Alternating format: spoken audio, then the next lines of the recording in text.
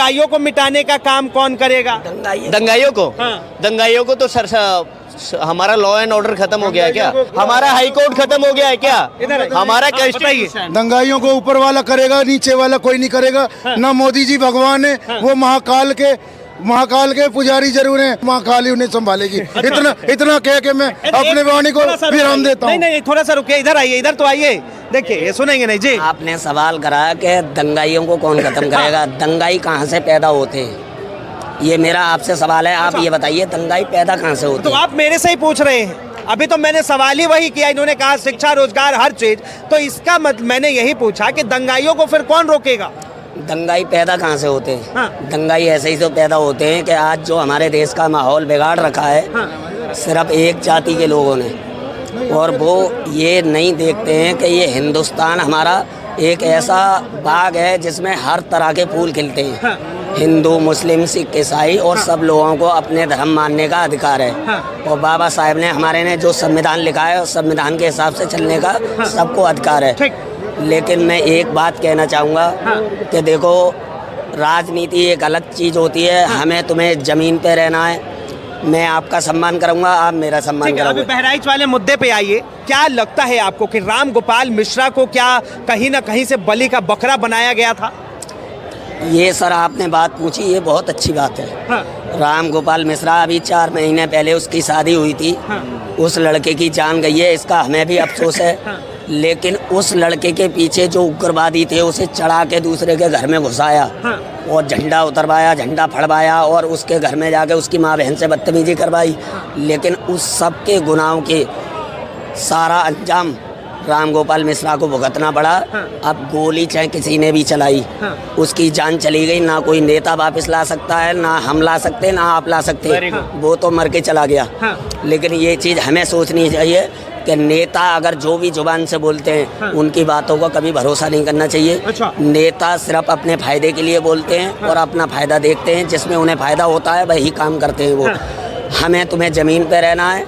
अगर सबसे मेन चीज पहले है इंसान। एक वीडियो वायरल हो रहा है, एक मिनट पहले मैं उसे पे आ रहा हूँ। एक वीडियो वायरल हो रहा है, दैनिक भास्कर की रिपोर्ट है, और साफ तौर में जब उससे स्टिंग ऑपरेशन में पूछा गया कि आप लोग जो है महाराजगंज गए थे, तो वो कहता है हाँ। उसने कहा कि फिर आप लोगों ने गाड़ियों में आग लगाई, तो वो कहता है कि हमारी टीम है, और जिस तरह से जिसे जहां मौका मिलता है उसी तरह से हम लोगों को ऊपर से आदेश था महाराजगंज जलाने का। इस पर क्या कहेंगे? सर यही तो चीज़ है। अब आपने खुल के ये वाली बात बता दी, और जो वीडियो आ रहे हैं उनसे यही महसूस है कि ये आग ना तो ये सही मानते हैं या फिर इसके पीछे भी कहीं ना कहीं विपक्ष का हाथ हो सकता है? इसके पीछे मैं किसी का नाम नहीं ले रहा, पक्ष का विपक्ष का किसी का नाम नहीं ले रहा। लेकिन इतना है कि ये पूरा हिंदुस्तान हमारा इस चीज़ को जानता है कि दंगों से हिंदू मुसलमान से किस पार्टी को फायदा होता है, ये दुनिया जानती है। और जिसने ये कराया है और अपने फायदे के लिए, उन लोगों से मैं यही कहना चाहूँगा कि इस देश में एकता बनी रहने दो। ये देश हमारा एकता से चलेगा, संविधान से चलेगा, और इस संविधान से छेड़छाड़ की जरूरत मत करो, क्योंकि आप तो आज हो कल चले जाओगे, कोई दूसरा आएगा। क्या कहेंगे जो बहराइच के असली मास्टरमाइंड है, उन आरोपियों को पकड़कर और उनके साथ सजा होनी चाहिए? सर ऐसा है हमारे देश में देखो, सारी जाति और सारे धर्म हमारे देश में प्यार मोहब्बत से रहते हैं और पहले से रहते आए हैं। आज कुछ लोग राजनीति फायदे के लिए ऐसा काम करते हैं कि मतलब जो है हिंदू मुसलमान जातिवादी में जो बांटते हैं, लेकिन ऐसा नहीं होना चाहिए। हम ये अपना हिंदुस्तान ऐसा देखना चाहते हैं कि जहाँ एक दूसरे का सारे धर्म सम्मान करें, हिंदू मुसलमान करें, मुसलमान। लास्ट आखिरी सवाल, क्या कहेंगे ये जो बहराइच दंगा हुआ जिस तरह से, क्या इसके मास्टरमाइंड को पकड़ा जाना चाहिए? देखिए, मास्टरमाइंड नहीं पकड़ा जाएगा तो ये ऐसे दंगे होते रहेंगे। ठीक है। और सत्ताधारी पार्टी ऐसे लोगों को हायर करती रहेगी। मैं तो एक ही बात कहना चाहता हूँ, आपके चैनल के माध्यम से जो इस वीडियो क्लिप को देखें उसको ये संदेश लेना चाहिए कि इस प्रकार के जैसे गोपाल मिश्रा की जान चली गई, ऐसे इन लोगों के चुंगल में ना फंसें।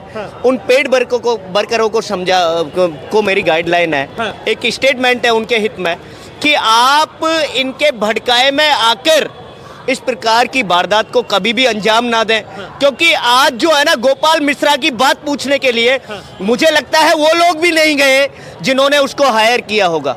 आज उसके घर वालों की दुविधा पूछने के लिए, उनकी पीड़ा पूछने के लिए, उनकी मुसीबत जानने के लिए और मुसीबत में साथ देने के लिए आज वो लोग उनके साथ भी खड़े नहीं हुए जिन्होंने उसको हायर किया होगा।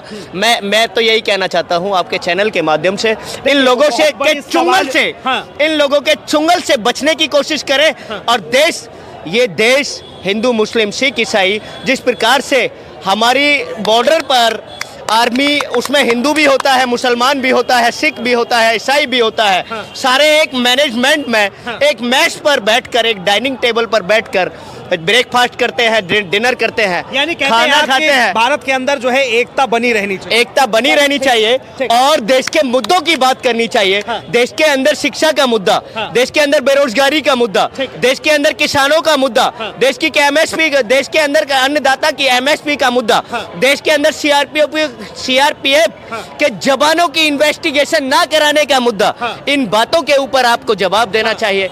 ये जवाबदेही बनती है भारतीय जनता पार्टी की। आज भारतीय जनता पार्टी देश के अंदर हर हद तक गिर सकती है और इनकी गंदी मंशा को दर्शाता है। चाहे कहीं भी इलेक्शन की बात हो, सभी जगह ऐसी घटनाएं देखने के लिए मिलती है। बीजेपी की षड्यंत्रवादी सोच, विचारधारा, वो गंदी विचारधारा है। ये देश के सारा लोग जानते हैं, देश का हर वोटर जानता है कि देश के अंदर जहां जहां भारतीय जनता पार्टी इलेक्शन बनाने के लिए ऐसे प्रायोजित इस प्रकार की घटनाओं को अंजाम देने के लिए लोगों को हायर करती है, ये जाहिर तौर से है। आपके दैनिक भास्कर, आपने ही तो बोला अभी, दैनिक भास्कर के रिपोर्ट में एक स्टेटमेंट किया गया कि प्रयागराज को जलाने के लिए, वहाँ को बहराइच को जलाने के लिए हमने 2 घंटे का वो दिया था, वो 2 घंटे का अल्टीमेटम मिला था। तो आप ये बताइए, वो सरकार जिस जवाबदेही इस बात की है, जिस सरकार की ऑब्जर्वेशन में, जिस सरकार के निरीक्षण में है, वो प्रशासन काम कर रहा है, वो सरकार फेल नजर आती है और वो सरकार देश का माहौल बिगाड़ना चाहती है। देश की जनता समझती है, देश की जनता इस बात का जवाब देगी। 10 इलेक्शन, री इलेक्शन की बात हो, जहां जहां इलेक्शन की बात हो, वह भारतीय जनता पार्टी को पराजय का मुंह का सामना करना पड़ेगा। जय हिंद, जय भारत। चलिए, बहुत बहुत धन्यवाद तमाम जानकारी के लिए। तो साफ तौर पर आपने आम जनता की राय सुनी, जिस तरह से बहराइच में, जिस तरह बहराइच को धुआं धुआं करके जलाया गया, गाड़ियां फूकी गई, घर जलाए गए, इन तमाम मुद्दों पर सवाल खड़े हो रहे हैं। साफ तौर पर उत्तर प्रदेश की सरकार, उत्तर प्रदेश के प्रशासन और उत्तर प्रदेश के कानून व्यवस्था पर लगातार एक के बाद एक सवाल खड़े हो रहे हैं कि आखिर बहराइच के अंदर जो दंगे हुए उसका मास्टरमाइंड कौन था और इसके पीछे किसका हाथ था। बहरहाल इस चीज को लेकर आप क्या सोचते हैं, अपनी प्रतिक्रिया जरूर दें। फिलहाल के लिए इतना ही। ऐसे तमाम खबरों के लिए देखते रहे DS4 न्यूज।